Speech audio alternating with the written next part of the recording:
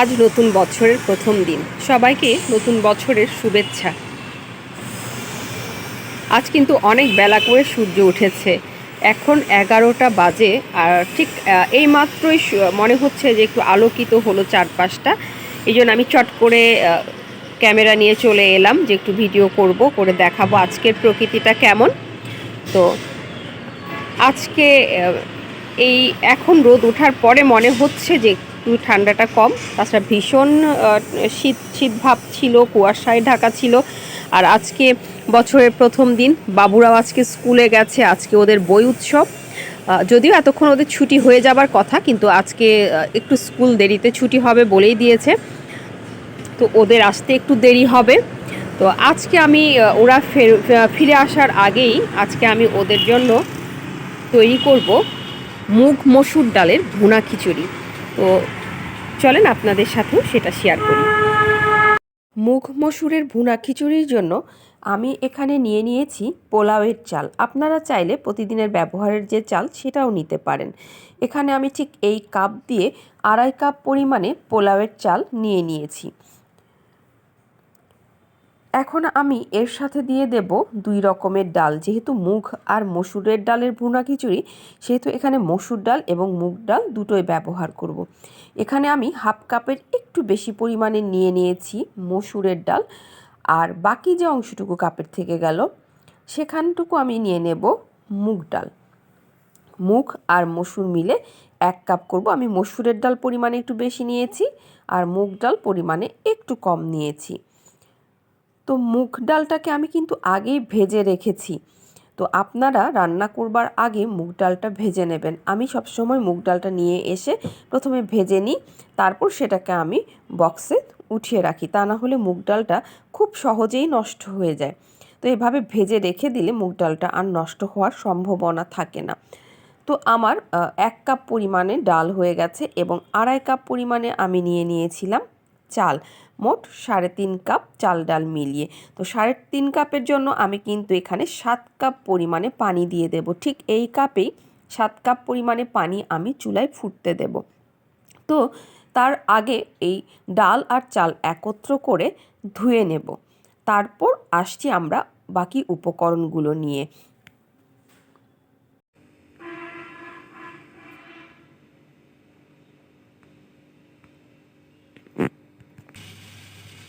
খিচুড়ির জন্য আমি একটা প্যানে তেল দিয়ে দিয়েছি।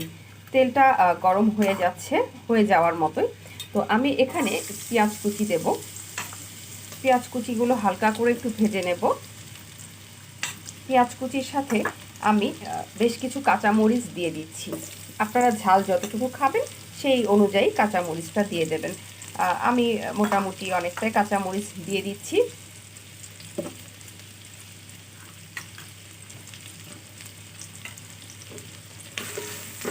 কাঁচামরিচ এবং পেঁয়াজগুলো একটু ভাজা ভাজা করে নিতে হবে। ভাজা ভাজা হতে থাকুক, ততক্ষণ আমি এর মধ্যে বাকি মশলাগুলো দিয়ে দেব।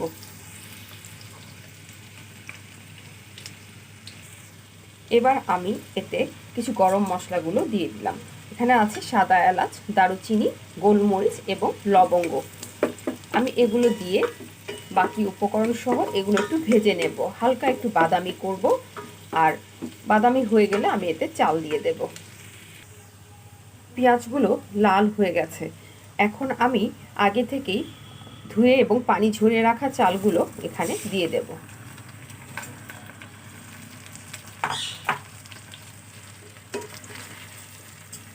আমি চাল এবং পেঁয়াজগুলো আলাদা করে আবার কষিয়ে নিচ্ছি। ভাজা পেঁয়াজগুলোর সাথে চালগুলো দিয়ে আমি কষিয়ে নেব।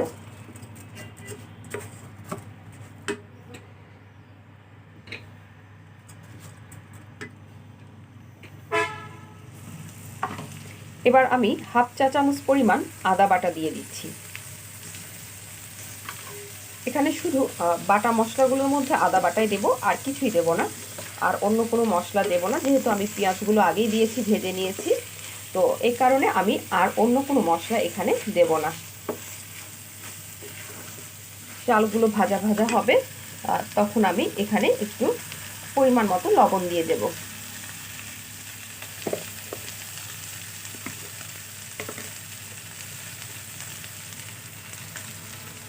লবণ দিয়ে দিচ্ছি।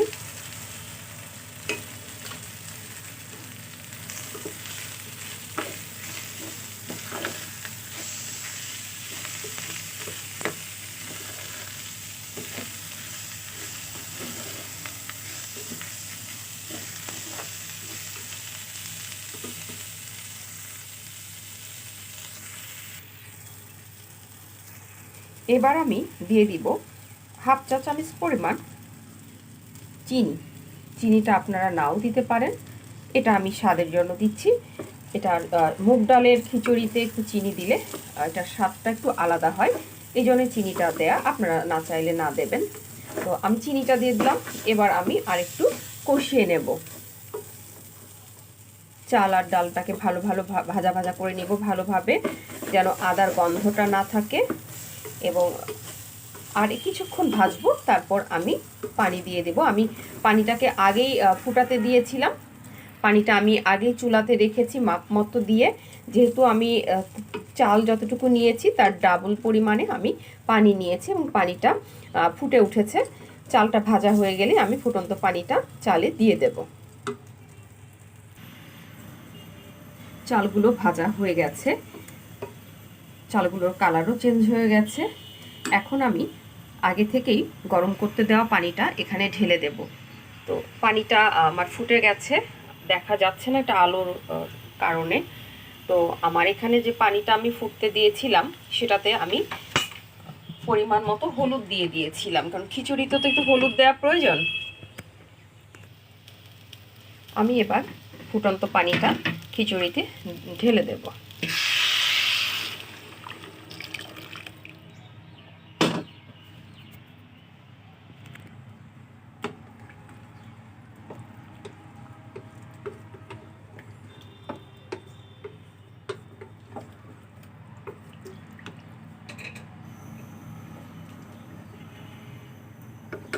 এটাকে আর আমার কিচ্ছু করতে হবে না, আমি এখন এটাকে ঢেকে দেব এবং চুলাটা অফ করে দেব।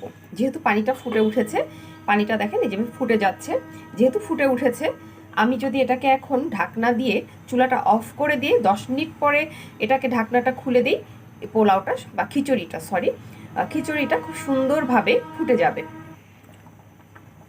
ঠিক এভাবে এখন ফুটছে।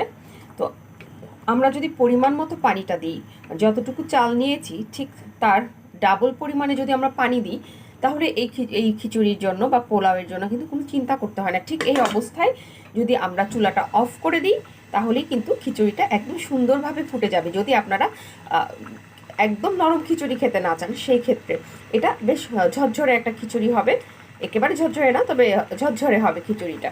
তো এখন আমি ঢাকনা দিয়ে বন্ধ করে দিচ্ছি এবং চুলার জালটা আমি অফ করে দিচ্ছি। 10 মিনিট পরে এসে আমরা এটাকে দেখব। ফিরে এলাম প্রায় 10 মিনিট পরে। এখন আমরা ঢাকনাটা খুলে দেখব যে এটার কি অবস্থা। আমি কিন্তু এর মাঝে একবারও এটা খুলিনি, এখন আমি খুলব যে এটার কি অবস্থা।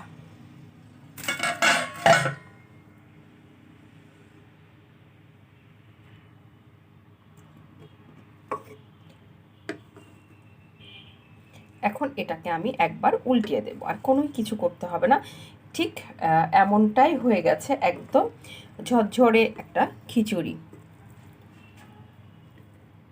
আপনারা দেখতেই পাচ্ছেন যে খিচুড়িটা কেমন ঝরঝরে হয়েছে, এবং ওপরে যে চালগুলো আপনাদের কাছে হয়তো মনে হতে পারে যেগুলো ফোটেনি, এটা ফুটে যাবে, কারণ আমি এখন এটাকে উল্টিয়ে দেব।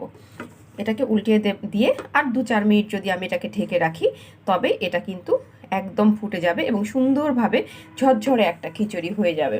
আপনারা দেখতেই পাচ্ছেন যে খিচুড়িটা আমার কেমন ঝরঝরে হয়েছে। তো আমি এটাকে এভাবে একটু উল্টিয়ে দিলাম। এখন আমি এটাকে আবার ঢেকে দেব। আমি এবার এটাকে আবারও ঢেকে দিচ্ছি। জাস্ট কিছুক্ষণ পরে আমি এটাকে বেড়ে দেখাবো। এবার আমি দেখব খিচুড়িটা কি হয়েছে। খিচুড়িটা কিন্তু একদম হয়ে গেছে। আপনারা দেখতেই পাচ্ছেন খিচুড়িটা এখন কেমন হয়েছে। এখন এটাকে আমরা বেড়ে পরিবেশনের জন্য নিয়ে যাব। তৈরি হয়ে গেল আমার মুগ মসুরের ভুনা খিচুড়ি।